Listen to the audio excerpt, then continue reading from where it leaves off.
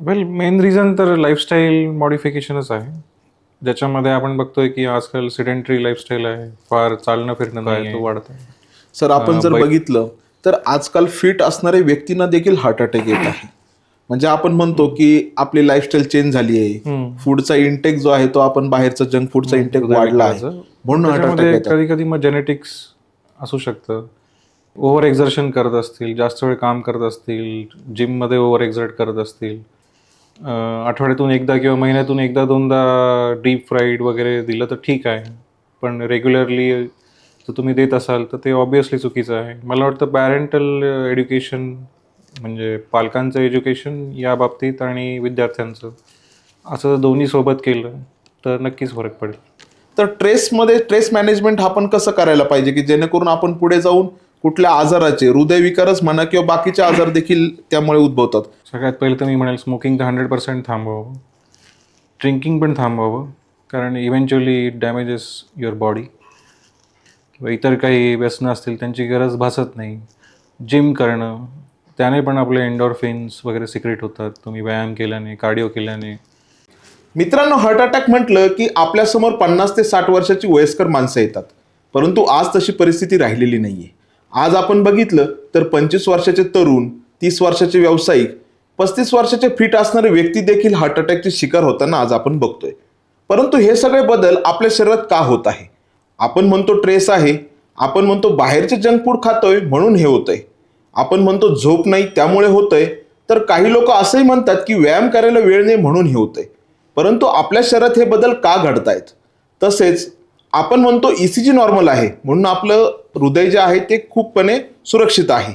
परंतु ह्या सगळ्या गोष्टीवर चर्चा करण्यासाठी आज आपण आमंत्रित केलं आहे डॉक्टर अमय अशोक इथापे, जे आहेत MBBS MD DM कार्डिओलॉजिस्ट. आज आपण त्यांच्याकडून जाणून घेणार आहोत की हार्टमध्ये हे परिणाम का होत आहे, आपली जी लाईफ आहे ती ट्रेसमुळे खराब होत आहे व त्याचप्रमाणे जंक फूड आपण इंटेक करत आहोत म्हणून आपल्या शरीरात काय बदल घडत आहे. तर आज आपण स्वागत करूया सरांचे. सर नमस्ते. नमस्कार. सर आज सगळीकडे बघितलं तर सर्वात महत्त्वाचा प्रश्न आहे की आज 25-30 वर्षाचे तरुण देखील हार्ट अटॅकचे शिकार होताना आपण बघतोय. नेमकं काय होतंय की लाईफस्टाईल चेंज झाली आहे की जंक फूडचा इंटेक वाढलाय? नेमकं हे आपण परिणाम का बघतोय सर? वेल, मेन रिझन तर लाईफस्टाईल मॉडिफिकेशनच आहे. ज्याच्यामध्ये आपण बघतोय की आजकाल सिडेंटरी लाईफस्टाईल आहे. फार चालणं फिरणं नाही आहे. बैठे काम जास्त आहे. पूर्वीच्या काळात जसं शेतामध्ये काम करणं असायचं, दळणवळणाची साधनं कमी असल्यामुळे चालत इकडून तिकडे जावं लागायचं. यामुळे आपोआपच व्यायाम होत होता. आजच्या काळामध्ये ती गोष्ट कमी झालेली आहे. त्याचप्रमाणे फूडमध्ये पण आपण बघतो आहोत की संकरित पिकं येत आहेत. त्यावर भरपूर कीटकनाशकं, कीडनाशकं, त्यानंतर रासायनिक खते यांचा वापर केलेला असतो. त्याचाही एक परिणाम होतो आहे. तिसरी गोष्ट म्हणजे फास्ट फूड असेल किंवा प्रोसेस्ड फूड असेल, पॅकेज्ड फूड असेल, याचं कन्झम्पशन पण खूप वाढलेलं आहे. सॉफ्ट ड्रिंकचं प्रमाण खूप वाढलेलं आहे. आपलं डेली कॅलरी इंटेक खूप वाढलेलं आहे. गोड सहज अवेलेबल आहे आपल्या घरांमध्ये आजकाल. आणि चौथी महत्त्वाची गोष्ट म्हणजे स्ट्रेस. आजकालची लाईफस्टाईल यंगस्टर्सची ही स्ट्रेसफुल आहे. पिअर प्रेशर आहे. कॉम्पिटिशन खूप जास्त आहे. पॉप्युलेशन वाढल्यामुळे पण स्ट्रेस फॅक्टर वाढलेला आहे. नोकऱ्या कमी आहेत. या सगळ्याचा एकत्र करून आपल्या हृदयावर परिणाम होत आहे. हृदयावर स्ट्रेस वाढत आहे. त्यामुळे रक्तदाब असेल तो वाढत आहे. डायबिटीज होण्याचे चान्सेस वाढत आहेत. आणि इव्हेंच्युअली हृदयविकाराचा जो धोका आहे तो वाढत आहे. सर आपण जर बघितलं तर आजकाल फिट असणाऱ्या व्यक्तींना देखील हार्ट अटॅक येत आहे. म्हणजे आपण म्हणतो की आपली लाईफस्टाईल चेंज झाली आहे. फूडचा इंटेक जो आहे तो आपण बाहेरचा जंक फूडचा इंटेक वाढला आहे म्हणून हार्ट अटॅक येतात. पण परिणाम उलटा पण आहे की फिट असणारे व्यक्ती देखील आज आपण हार्ट अटॅकचे शिकार होताना आपण बघत आहे. याबद्दल तुमचं काय मत आहे? वेल, फिट असलेल्यांमध्ये फार कमी प्रमाण आहे हृदयविकाराचं. पण त्याच्यामध्ये कधी-कधी मग जेनेटिक्स असू शकतं किंवा काही ऑटो इम्युन डिसीजेस असू शकतात त्या लोकांना. ते एक कारण असू शकतं. दुसरं म्हणजे त्यांना मेंटल स्ट्रेस जास्त असेल. फिट आहेत पण मग बाकी सिगरेट वगैरे असं काही व्यसन असेल ते एक कारण असू शकतं. त्याचप्रमाणे ओव्हर एक्झर्शन करत असतील, जास्त वेळ काम करत असतील, जिममध्ये ओव्हर एक्झर्ट करत असतील, या काही कारणांमुळे आपण बघतोय की हृदयविकाराचा धोका फिट माणसांमध्ये पण आहे, पण जनरली तुम्ही फिट असाल तर नॅचरली कमीच आहे. म्हणजे तुमचं वजन जर कमी असेल तर मग तुम्हाला हृदयविकाराचा किंवा डायबिटीसचा किंवा बी पीचा जो काही धोका आहे तो नॅचरली कमीच असतो. सर तसं बघितलं गेलं तर जंक फूडचं आपण जे म्हणतोय, जंक फूडमध्ये बरेचसे प्रकार येतात. पण आज समजा आपण बघितलं तर लहान मुलांपासून जंक फूड हे इंटेक चालूच आहे. हे कुठं कोणी थांबू शकत नाही. आज जर बघितलं तर एफडीआयने खूप मोठी कारवाई केली आहे की शाळेच्या बाहेर आज आपण ड्रिंक्स म्हणतो, आपण सॉफ्ट ड्रिंक्स आहेत, त्याच्यामध्ये शुगरचं प्रमाण वाढलंय. बऱ्याचशा अशा गोष्टी आहे आणि त्या जाऊन कुठेतरी यंगस्टरवर परिणाम करत आहे. हा एक महत्वाचा फॅक्टर आहे. पण ह्या फॅक्टरला अवॉइड करण्यासाठी आपण काय करू शकतो सर? वेल, स्कूलमधूनच एक अवेअरनेस पसरवणे, आणि ते चालू पण आहे माझ्या मते मोस्ट ऑफ द स्कूल्समध्ये. त्यानंतर पालकांनी पण एज्युकेट होणे, मुलांना जेव्हा ट्रीट्स देत आहे त्यावेळी हेल्दी ट्रीट्स देणे, आठवड्यातून एकदा किंवा महिन्यातून एकदा दोनदा डीप फ्राईड वगैरे दिलं तर ठीक आहे, पण रेग्युलरली जर तुम्ही देत असाल तर ते ऑब्वियसली चुकीचं आहे. मला वाटतं पॅरेंटल एज्युकेशन म्हणजे पालकांचं एज्युकेशन या बाबतीत आणि विद्यार्थ्यांचं असं दोन्ही सोबत केलं तर नक्कीच फरक पडेल. आपण पालक हा विषय घेतो, पण आजकालचे जर पालक बघितले सर तर तेच खूप ट्रेसमध्ये आहेत. कारण पहिली जी लाईफ होती तर ती पहिली लाईफ वेगळी होती. पहिली लाईफ ट्रेसफुल नव्हती. पण आजकाल बघतो आपण पालकच स्वतः ट्रेसमध्ये आहेत. तर या ट्रेसचा परिणाम पाल्यांवरती होत आहे, म्हणजे त्यांच्या मुलांवरती होत आहे आणि स्वतःची लाईफ देखील ते खराबच करत आहे. तर ट्रेस मॅनेजमेंट आपण कसं करायला पाहिजे की जेणेकरून आपण पुढे जाऊन कुठल्या आजाराचे, हृदयविकारच म्हणा किंवा बाकीचे आजार देखील त्यामुळे उद्भवतात. तर ट्रेस मॅनेजमेंट हा महत्वाचा फॅक्टर कसा लाईफमध्ये आपण लागू करू शकतो? याच्यामध्ये तर पालकांनी सगळ्यात पहिले 1 तास व्यायाम करणं महत्त्वाचं आहे. त्याच्यामध्ये कार्डिओ असणं, वेट ट्रेनिंग असणं महत्त्वाचं आहे. त्यानंतर थोडं आध्यात्मिक होणं पण गरजेचं आहे, ज्याच्यामध्ये योगा, प्राणायाम, मेडिटेशन हे जर आलं तर ऑटोमॅटिकली तुमचा स्ट्रेस कमी होऊन जातो, तुमची बॉडी पण स्टेबल राहते. आणि तिसरी गोष्ट म्हणजे काहीतरी छंद असणं, पालकांनी काहीतरी छंद बाळगणं, संगीत असेल किंवा डान्स असेल, ॲक्टिंग असेल, ट्रॅव्हलिंग असेल किंवा बर्ड वॉचिंग असेल, काहीतरी एक छंद जर ठेवला, दिवसातून एकदा काहीतरी अशी गोष्ट करणं तुमच्या छंदाची, ज्याच्यामुळे तुम्ही पैसे एक्सपेक्ट करत नाही, फक्त तुम्हाला छान वाटतं म्हणून करतात, असं जर केलं तर आपोआप स्ट्रेस कमी होईल, हेल्थ चांगली राहील. मुलांना पण त्या गोष्टी लहान वयात शिकायला मिळतील, ते पण त्यांचा छंद पाळायला लागतील, काहीतरी स्पोर्ट्स खेळायला लागतील आणि आपोआपच एक हेल्दी लाईफस्टाईल आपल्याला बघायला मिळेल. आणि सर, हार्ट अटॅक जर येणार असेल तर आपण म्हणतो की हार्ट अटॅकचे साईन काहीतरी दिसतात. तर असे कोणते साईन आहे जे हार्ट अटॅक येण्यापूर्वी आपल्याला आपण बघू शकतो? काही म्हणजे डायरेक्टली येतो की काही कालानंतर येतो? वेल, चेस्ट पेन तर आपल्याला माहिती आहे, म्हणजे छातीत दुखणं हे मेन साईन आहे.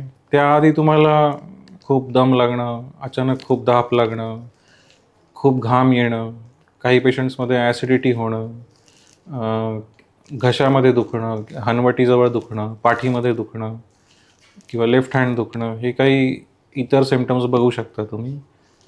पण जनरली चेस्ट पेन हे कॉमनली बघितलं जातं. अच्छा, म्हणजे लेफ्ट साईडला तुमच्या जर चेस्ट पेन असलं आणि ते कॉम्प्रेसिंग असेल, स्क्वीजिंग टाईप असेल, म्हणजे छातीवर प्रेशर आलं आहे, छातीवर दाब आला आहे, पीळ आलेला आहे, चालल्यावर दुखतं आहे किंवा काम केल्यावर दुखतं आहे, बसल्यावर बरं वाटतं आहे किंवा काही औषधं घेतली अँटी एंजल्स त्याच्याने बरं वाटतं आहे, असे जर सिम्पटम्स असतील तर आपण त्याला टिपिकल कार्डियाक चेस्ट पेन म्हणतो. आणि बऱ्याच प्रमाणात असंही सर ऐकलं जातं की जो हृदयविकार आहे तो अनुवंशिक सुद्धा असतो. जर एखाद्याच्या फॅमिलीमध्ये कोणाला तरी हार्ट अटॅक वगैरे हे पूर्वी येऊन गेलं असेल तर त्या व्यक्तीने काय काळजी घ्यायला पाहिजे? जर एखाद्या व्यक्तीच्या घरामध्ये त्याच्या पॅरेंट्सना किंवा इतर नातेवाईकांना खूप कमी वयामध्ये हृदयविकाराचा झटका आला असेल, म्हणजे 40-45 अबव एज ग्रुपमध्येच झाला असेल, तर अशा पेशंट्सने एक वेट प्रॉपर मेंटेन ठेवणं, डाएट प्रॉपर मेंटेन ठेवणं आणि काही सिम्पटम्स आले मायनर तर लवकरात लवकर डॉक्टरांकडे जाऊन टेस्ट्स करून घेणं, ECG, इको, TMT असतील, आणि मग लागलं तर CT/CAG असेल, हे यंग एजमध्ये, म्हणजे CT स्कॅन थ्रू अँजिओग्राफी असेल, या मॉडॅलिटीज अवेलेबल आहेत. एक हेल्दी लाईफस्टाईल ठेवली तर जरी तुमच्याकडे फॅमिली हिस्ट्री असेल तरी बऱ्यापैकी तुम्ही चान्स ऑफ हार्ट अटॅक कमी करू शकता. म्हणजे जर आज आपण बघितलं तर आपली हिस्ट्री काही असली तरी आपण त्याला अवॉइड करण्याचे आपल्याकडे पर्याय खुले आहेत. हो, आणि उपचार पण अवेलेबल आहेत. अच्छा सर, आपण म्हणतो की पूर्ण आजाराचं जे सुरुवात जी होती कुठल्याही आजार असू दे तर ती आपल्या फूडमधून होती, म्हणजे आपल्या अन्नातून होती. तर अन्न हे आपल्या आजाराला कसं नियंत्रित करू शकतं सर? वेल, आपण जे खातो त्यापासूनच आपलं शरीर तयार होतं, त्यापासूनच आपले सेल्स तयार होतात, इम्युनिटी तयार होते, आपली डेव्हलपमेंट होते. सो बेसिकली जर आपण जे खातो आहे त्याचा तर मेजर फॅक्टरच आहे. म्हणजे एखादी गाडी आपण वापरत असतो त्याच्यामध्ये आपण कोणतं फ्युएल टाकतो आहे जसा त्याचा फरक पडतो. तर E20ने काही इश्यू होत असेल आणि प्युअर पेट्रोलने होत नसेल, सेम आपल्या लाईफमध्ये पण आहे की ज्या इम्प्युरिटीजवालं जर फूड आपण घेतलं तर ऑब्व्हियसली आपल्याला डिसीज होण्याचे चान्सेस वाढतात. म्हणजेच काय, तर आपण आपल्या बॉडीमध्ये काय टाकतोय त्यानेच आपलं जे काय आहे आपलं आयुष्य आपण योग्य मार्गाने चाललंय की अयोग्य मार्गाने चाललंय ते आपण ठरवू शकतो. तर यामध्ये सगळ्यात आपण जर फूडचा जर विचार केला सर तर इंडियन फूडमध्ये तुपाचं प्रमाण खूप जास्त आहे. खरंच तूप इतकं खतरनाक आहे का आपल्या शरीरामध्ये? ॲक्च्युली प्रमाणामध्ये जर तुम्ही घेतलं तूप तर ते त्रासदायक नाही आहे. प्रमाण कसं आहे तर हे बॉडीज आपल्याला सांगते. जास्त तूप खाल्ल्याने तुम्हाला जुलाब वगैरे होत असतील, पोटाचे त्रास होत असतील, पोट दुखत वगैरे असेल, मेनली मला वाटतं जुलाब होतात पेशंट्सना खूप जास्त तूप खाल्लं तर. तर आपण हे साईन समजून घ्यावं की प्रमाण जास्त झालेलं आहे आणि आपल्याला किती सूट होत आहे त्याप्रमाणे करावं. जनरली 1 चमचा 2 चमचे खाल्लं एवढं आणि sufficient आहे. कुठेतरी हे तूप पुढे जाऊन कोलेस्ट्रॉल वगैरे ह्या गोष्टी वाढवण्यासाठी कारणीभूत ठरतं. होऊ शकेल. जर कोणतीही गोष्ट तुम्ही जास्त प्रमाणात खाल्ली at the end of the day body त्याला फॅटमध्ये कन्वर्ट करून स्टोअर करतं बॉडीमध्ये. सर, तुपाप्रमाणेच आणखी एक विषय आहे की तेल आहे, बाकीचे नॉनव्हेज मध्ये अंडी येतात, चिकन येतात, या गोष्टी देखील आपण खूप प्रमाणात ऐकतो की हे गोष्टी देखील आपल्याला अवॉइड केल्या पाहिजे जर आपलं एक हार्ट खूप चांगलं ठेवण्यासाठी किंवा सुरक्षित ठेवण्यासाठी. तर ह्या सगळ्या पदार्थामध्ये नेमकं व्हिलन कोण आहे? ते तूप आहे, तेल आहे की चिकन, अंडी वगैरे हे गोष्टी आहेत? वेल, डीप फ्राईड करून तुम्ही खात असाल, भरपूर तेल वापरत असाल तर ऑब्व्हियसली तुमचं कोलेस्ट्रॉल वाढणार, तुम्हाला करोनरी आर्टरी डिसीजचा धोका वाढणार. त्याचप्रमाणे मोर दॅन फॅट्स म्हणजे तेलापेक्षाही तुमचं जर शुगर कन्झम्पशन जास्त असेल तर sugar is the main killer. जितकं तुम्ही जास्त कार्बोहायड्रेट्स खाल, बॉडीला गरज नसेल तर बॉडी त्याला फॅटमध्ये कन्वर्ट करणार आणि तुमचं कोलेस्ट्रॉल वाढणार आणि करोनरी आर्टरी डिसीज म्हणजे हार्ट अटॅकचा धोका तुम्हाला वाढणार. सो मोर दॅन तेल, तूप आणि chicken, mutton, I think carbohydrate intake हा तुमचा प्रमाणात पाहिजे. तोही गरजेचाच आहे पण प्रमाणात पाहिजे. Because most of the studies say that sugar is the main killer किंवा carbohydrates are the main killer. Sir, मध्यंतरी आपण सगळीकडं सोशल मीडिया किंवा न्यूजमध्ये ऐकलं आहे की विराट कोहली सारखा प्लेयर खूप वर्षापासून त्यांनी चिकनला किंवा नॉनव्हेजला हात लावला नाही. तर अशा गोष्टी खरंच आपल्या शरीरावर परिणाम करतात का sir? Well, it depends on you. म्हणजे तुम्हाला जर विगन डाएट आवडत असेल किंवा तुम्हाला पशुहत्या नको असेल तर vegan diet is the better option. Vegan डाएटमध्ये हे पण कधी कधी पाहिलं गेलं की ऑटो इम्युन डिसीजेस कमी होण्याचे चान्सेस असतात, पचायला सोपं असतं. तर तुमचं एक प्रॉपर विगन डाएट असेल ज्याच्यामध्ये सगळे अमायनो ॲसिड्स कवर होत असतील, मॅक्रोन्यूट्रियंट्स कवर होत असतील, तर आय वुड से की एक विगन डाएट ज्याच्यामध्ये ॲनिमल फूड नाही आहे हा बेटर ऑप्शन आहे compare to non vegetarian diet. But तुम्हाला जर चिकन खाल्ल्याने त्रास होत नसेल, मासे खाल्ल्याने त्रास होत नसेल आणि तुमचा माइंडसेट कसा आहे तर तुम्हाला नॉनव्हेज चालत असेल तर तुम्ही कंटिन्यू करू शकता. बट कन्सिडरिंग जे आज आपण बघतो आहे की वेदर चेंज होत आहे, एन्व्हायरमेंट चेंज होत आहे, टेम्परेचर वाढत आहे, अशा सगळ्या गोष्टी पाहिल्या तर जास्तीत जास्त प्लांट बेस्ड डाएटवर जाणं, प्लांट बेस्ड लाईफस्टाईलकडे जाणं हे आज काळाची गरज आहे असं वाटतं. सर, म्हणजे याचा परिणाम म्हणजे आपण जर बघितलं एन्व्हायरमेंटचा खूप सारा परिणाम आपल्या फूडवरती होत असतो. आपण जर बघितलं पाश्चिमात्य देश आहेत, जे युरोपियन कंट्री आहे, तिथे म्हणजे हीट कमी असल्यामुळे हे लोक जास्त प्रमाणात नॉनव्हेज कन्झ्युम करतात आणि आपल्याकडे टेम्परेचर वगैरे हे सारे विषय लक्षात घेता आपलं फूड त्याप्रमाणे असायला खूप महत्वाचा फॅक्टर आहे. बरोबर आहे. आणि जसं तुम्ही जर plant based animal based diet घेत असाल तर मग त्याप्रमाणे ॲनिमल हजबंडरी तयार करावी लागते, जंगलं कापावी लागतात, त्या ठिकाणी जे घास असेल त्याची शेती करावी लागते. या सगळ्याचाच परिणाम इव्हेंच्युअली आपल्या एन्व्हायरमेंटवर पडतो. त्यामुळे टेम्परेचर वाढतं. आणि अगेन आपण जे काही आज ऋतू बदलत आहेत, खूप पाऊस पडतो आहे किंवा पाऊस पडतच नाही आहे, हे सगळे ज्या काही गोष्टी होत आहेत त्या मला वाटतं कंट्रोल करता येतील जर तुम्ही पूर्णपणे प्लांट बेस्डकडे गेले किंवा मॅक्सिमम लोक जर प्लांट बेस्ड डाएटवर गेले तर.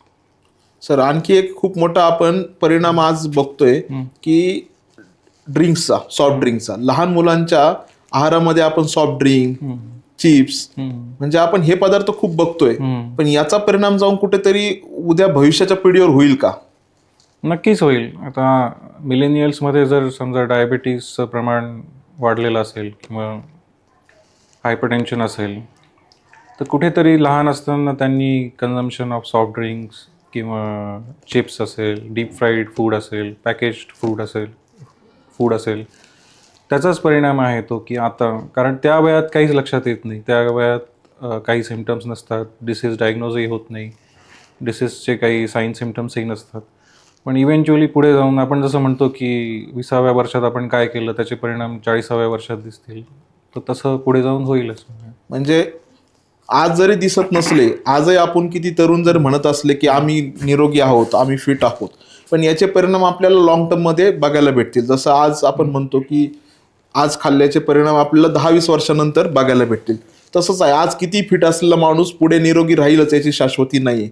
कारण तो घेत असलेला इंटेक किंवा फूड ते परिणामी दूरगामी परिणाम आपण त्याचे बघायला दिसतील. प्रमाणात कन्झम्पशन असेल तर काहीच हरकत नाही, सॉफ्ट ड्रिंक असेल, डीप फ्राईड फूड असेल, परंतु प्रमाणापेक्षा जास्त झालं तर नक्कीच पुढे जाऊन त्याचा त्रास होणार. ओके सर, बहुतेक केसेसमध्ये असं होतं की ECG नॉर्मल आहे तरी हार्ट अटॅक आला. तर खरंच ECG नॉर्मल आला म्हणजे हार्ट अटॅक पासून तो माणूस वेल ECG का केला होता ते महत्त्वाचं आहे. त्याची हिस्ट्री काय आहे, जर त्या पेशंटला फॅमिली हिस्ट्री आहे, लवकर हार्ट अटॅक झालेला आहे किंवा म्हणजे नातेवाईकांना, किंवा त्याला चेस्ट पेन झालं होतं किंवा त्याला खूप दम लागला होता, त्याला खूप घाम आला होता किंवा डेली रुटीन ॲक्टिव्हिटीज करणं पॉसिबल होत नाही आहे, अशा केसेसमध्ये जनरली जर तुम्ही ECG केला आणि तो नॉर्मल आला तर नक्कीच तुम्हाला फर्दर इन्व्हेस्टिगेशन्स करायला पाहिजे. ज्याच्यामुळे सगळ्यात पहिले इको येईल.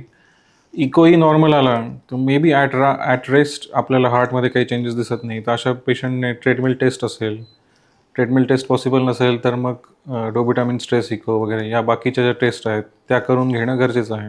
आणि यामध्ये जर चेंजेस वाटले तर मग फर्दर अँजिओग्राफी करणं गरजेचं आहे. पण ECG का केला होता ते महत्त्वाचं आहे. एखाद्या माणसाला काही सिम्पटम्स नाही आहेत, त्याने ECG केला, नॉर्मल आला तर ही may stop at that point. पण जर त्याला सिम्पटम्स होते म्हणून ECG केला, काहीतरी वाटलं, तर त्याने फर्दर इन्व्हेस्टिगेट करणं गरजेचंच आहे. कारण कधी कधी ECGमध्ये चेंजेस येत नाही किंवा इनिशियल स्टेजेसमध्ये ECGमध्ये चेंजेस तेवढे ॲपरंट नसतात. सर ECG बरोबरच आपण आणखी एक गोष्ट आपण बघतो की ब्लड प्रेशर. खूप लोकांचा ब्लड प्रेशर हाय होतो, कमी होतो, लो होतो, परंतु याचबरोबर त्यांना दुसरे काही लक्षणच नाही आहेत. परंतु अशा ब्लड प्रेशर हाय होणाऱ्या व्यक्तींनी देखील शरीराची काळजी घ्यावी का? कारण पुढे जाऊन त्यांना कुठेतरी हार्ट डिसीजेस वगैरे होऊ शकतात का? कारण आपण जर बघितलं तर मिठाचं प्रमाणही खूप लोकांचं जास्त झालेलं आहे, तर त्यांनी कुठेतरी दुर्गामी परिणाम होतात का शरीरावरती? नक्कीच. जर तुमचं BP जास्त असेल तर तुमच्या सगळ्याच ऑर्गन्सना त्रास होतो, कारण तुमचं रक्त सगळ्या ऑर्गन्सकडे जात आहे. ते हाय प्रेशरने जात असेल तर मग तुमचं मेंदूला त्रास होतो, हृदयाला त्रास होतो, किडनीजना त्रास होतो. सो तुमचं स्ट्रोक होण्याचे चान्सेस, हार्ट अटॅक होण्याचे chances, renal failure, renal disease होण्याचे चान्सेस, त्याचप्रमाणे रेटायना म्हणजे अंधत्व येणं, रेटायनाला त्रास होणं, त्याला हायपरटेन्सिव्ह रेटायनोपॅथी म्हणतात. सो हे सगळेच चान्सेस वाढतात. तर यावर एक प्रॉपर BP मॉनिटरिंग गरजेचं असतं. कधी कधी काय होतं की पेशंट हॉस्पिटलमध्ये आला की त्याचं BP जास्त दिसतं, व्हाईट कोट हायपरटेन्शन म्हणतात, की हॉस्पिटलमध्ये आल्यामुळे ते BP जास्त दिसतं आणि घरी नॉर्मल असतं. अशा पेशंटला जनरली काही ट्रीटमेंटची गरज नसते, पण त्याने घरी BP मॉनिटर करायला पाहिजे सकाळ संध्याकाळ काही दिवसांसाठी. काही पेशंट्समध्ये उलटं होतं की त्यांचं हॉस्पिटलमध्ये ऑफिस BP नॉर्मल असतं आणि घरी वाढलेलं असतं. मग अशा पेशंटला अगेन घरी तुम्ही बी पी मेजर करायला पाहिजे. बी पी मेजर करताना दोन्ही हाताचं बी पी मेजर करायला पाहिजे. दोन्ही ठिकाणी 3 वेळा बी पी घ्यायला पाहिजे. त्याचा ॲव्हरेज काढून बी पी नोट करायला पाहिजे. आणि आता ॲम्ब्युलेटरी बी पी सिस्टीम आलेली आहे की एक इन्स्ट्रुमेंट आपल्याला लावायचं आणि 24 तासाचं बी पी त्याच्यामध्ये रेकॉर्ड होतं. रेग्युलर इंटरवल्समध्ये ते तुमचं बी पी मेजर करतात. So that is currently a good method to diagnose a hypertensive patient. आणि हायपरटेन्शनला जसं म्हणतात की सायलेंट किलर आहे, की बरेच वर्ष कळतच नाही की बी पी आहे आणि त्याच्यामुळे काही त्रास होतो आहे, कारण पेशंटला काहीच सिम्पटम्स नसतं आणि बी पी हाय असतं. आणि मग अचानक एखाद दिवशी काहीतरी स्ट्रोक होतो, हिमरेजिक स्ट्रोक होतो, पॅरालिसिस होतो किंवा हृदयविकार झटका येतो आणि मग कळतं की पेशंटला हायपरटेन्शन आहे. सो रेग्युलरली बी पी चेक करणं, जर तुम्ही फिट असाल, यंग असाल तर महिन्यातून एकदा दोनदा बी पी चेक करणं इज अ गुड हॅबिट. तुम्ही हायपरटेन्सिव्ह असाल तर इफ पॉसिबल डेली किंवा आठवड्यातून 2-3 वेळा तरी तुम्ही बी पी चेक करायला पाहिजे की तुमचं मेडिकेशनवर बी पी कंट्रोलमध्ये आहे की नाही. सर, बीपी प्रमाणेच कोलेस्ट्रॉल हा फॅक्टर खूप महत्त्वाचा आहे. कोलेस्ट्रॉल आपल्या इंडियन लोकांमध्ये कोलेस्ट्रॉलचं प्रमाण वेगळं असतं आणि वेस्टर्न लोकांमध्येही कोलेस्ट्रॉलचं प्रमाण वेगळं असतं किंवा ते वाढण्याचं जागाही वेगळी असते. म्हणून आपण म्हणतो की इंडियन लोकांना हार्ट अटॅक लवकर येतो. वेस्टर्न म्हणजे बाहेरचे जे लोक आहेत पाश्चिमात्य कंट्रीमधले, त्यांना हार्ट अटॅक चं प्रमाण जे आहे ते कमी आहे. असं का होतं आणि कोलेस्ट्रॉल हा फॅक्टर खूप महत्त्वाचा का आहे या गोष्टीमध्ये? वेल, जेनेटिक्समुळे आपलं विसरल फॅट थोडं जास्त राहतं. त्याचप्रमाणे आपल्या ज्या रक्तवाहिन्या आहेत त्यांची साईज पण जरा छोटी आहे कम्पेअर टू वेस्टर्न पॉप्युलेशन. त्यामुळे जर फॅट किंवा कोलेस्ट्रॉल वाढलं कोणत्याही कारणामुळे तर रक्तवाहिनीला अडथळा होणं हे इंडियन पॉप्युलेशनमध्ये मोर कॉमन आहे कम्पेअर टू वेस्टर्न पॉप्युलेशन. त्याचप्रमाणे आपलं डाएट, सेडेंटरी लाईफस्टाईल, स्ट्रेस, एक्सरसाइजचं प्रमाण कमी असणं, या सगळ्याचा परिणाम, त्याचप्रमाणे आपलं फूड, जे आपण आज फूड कन्झ्युम करत आहोत, एअर पोल्युशन वगैरे असेल, हे सगळेच फॅक्टर निगेटिव्ह असल्यामुळे इंडियन्समध्ये आपण बघतो आहे डायबिटीज, हायपरटेन्शन आणि पर्यायाने हार्ट अटॅकचं प्रमाण जास्त वाढलेलं आहे. म्हणजे आपला जेनेटिक्स बदलच आपला खूप महत्वाचा आहे. वेस्टर्न लोकांचं जर बघितलं तर त्यांच्या वेन्स आपल्यापेक्षा मोठ्या आहेत. त्यांच्या arteries size wise compare to Indian मोठ्या आहेत. म्हणजे हा जेन्सचा आपला जेनेटिक्सचा हा जो काही बदल आहे त्याच्यामुळे आपल्याकडे हार्ट अटॅकचं प्रमाण जास्त आहे. सर, आपण आज बघतोय की आपली लाईफस्टाईल पूर्णपणे चेंज झाली आहे. रात्रीपर्यंत लोक जागतात, म्हणजे कामानिमित्तही जागतात आणि तसेही जागतात. आपण जर पूर्वी बघितलं तर 9-10 वाजता सगळे झोपलेले असायचे, परंतु आज जर बघितलं तर इंडियन लोक 10-12 पर्यंत झोपतही नाहीत. याचा परिणाम कुठेतरी आपल्या हार्टवर होतोय का? नक्कीच होतो आहे, कारण आपल्या बॉडीला रिकवर होण्यासाठी, स्ट्रेस कमी करण्यासाठी झोपेची खूप गरज आहे. आज आपण बघतो आहे की जे वॉचेस आहेत, कोणतेही असेल, ॲपल वॉच असेल, कोरस वॉच असेल, Amazfit असेल, गुगल वॉच असेल, फिटबिट असेल, सगळ्यांमध्ये आजकाल स्लीपवर खूप आपण बघतो आहे की महत्त्व दिलं गेलेलं आहे. स्लीप स्कोअर काढला जातो. तुमचा सकाळी स्लीपच्यानुसार तुमचा रेडीनेस स्कोअर किती आहे दिवसभराचा काम करण्याचा, तो काढला जातो आहे. सो स्लीप हे आपल्याला रिज्युनेट व्हायला किंवा आपला स्ट्रेस कमी करायला खूप महत्त्वाचं आहे. डेली 7 आवर्स, काही केसेसमध्ये 8 hours sleep is necessary.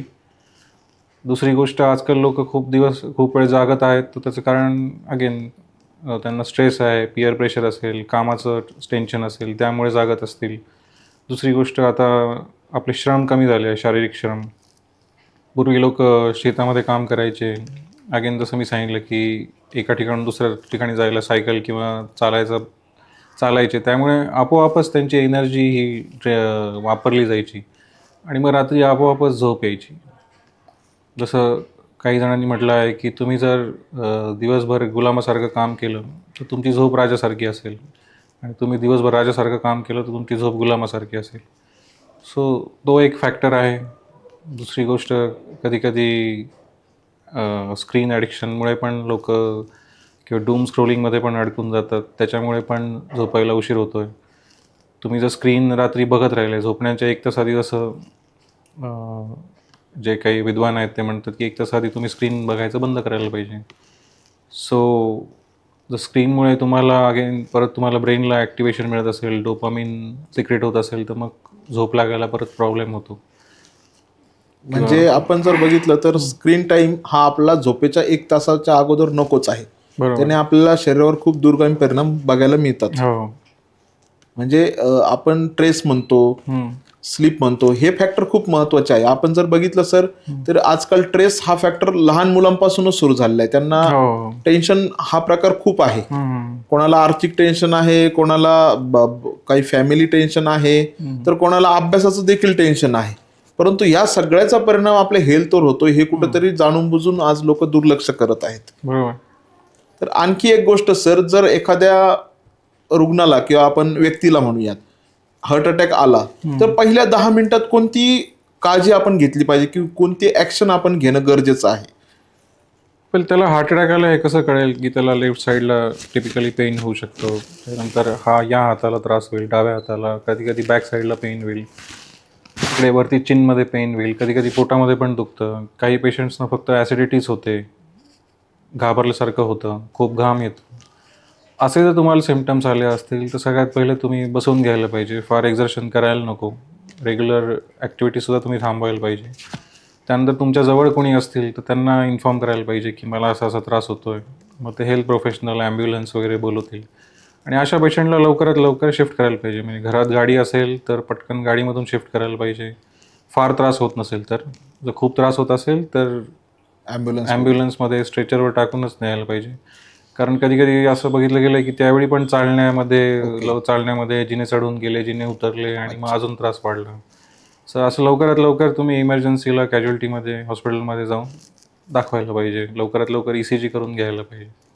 Sir तुम्ही असं तुमच्या लाईफमध्ये आज एवढी प्रॅक्टिस झाली आहे तुमची डॉक्टरकीमध्ये, तर कधी असा इन्सिडेंट बघितला की घरच्यांच्या चुकीमुळं जर एखाद्याला हार्ट अटॅक आलाय मग घरच्यांच्या काही चुकीमुळं रुग्णाने आपला जीव गमावलाय, अशा काही केसेस तुमच्या समोर आल्या आहेत का?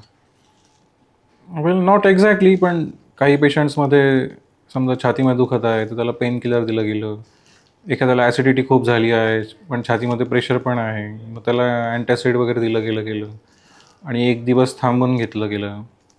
किंवा काही पेशंट्सने स्वतःच दुर्लक्ष केलं आणि शेतामध्ये काम केलं, डेली रुटीन ॲक्टिव्हिटीज केल्या आणि मग संध्याकाळी हॉस्पिटलमध्ये दाखवायला आले. तोपर्यंत बराचसा वेळ गेलेला होता आणि अशा पेशंटचा जीव वाचवता नाही आला कारण त्याने ऑनगोईंग हार्ट अटॅक असताना काम केलं, स्ट्रेस घेतलं.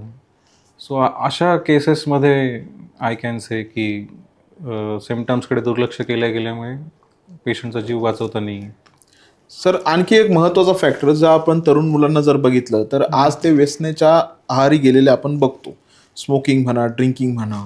पण ह्या लोकांनी कोणती काळजी घेतली पाहिजे? उद्या जाऊन त्यांना हार्ट अटॅक होईलच याची नाही म्हटलं तरी आपण 90% तरी आपण शाश्वती देऊ शकतो. परंतु ह्या लोकांनी जर आज ठरवलं तर त्यांनी काय स्वतःमध्ये अमूल्य बदल घडवायला पाहिजे जेणेकरून त्यांचं पुढचं आयुष्य जे आहे ते सुरक्षित करू शकाल ते?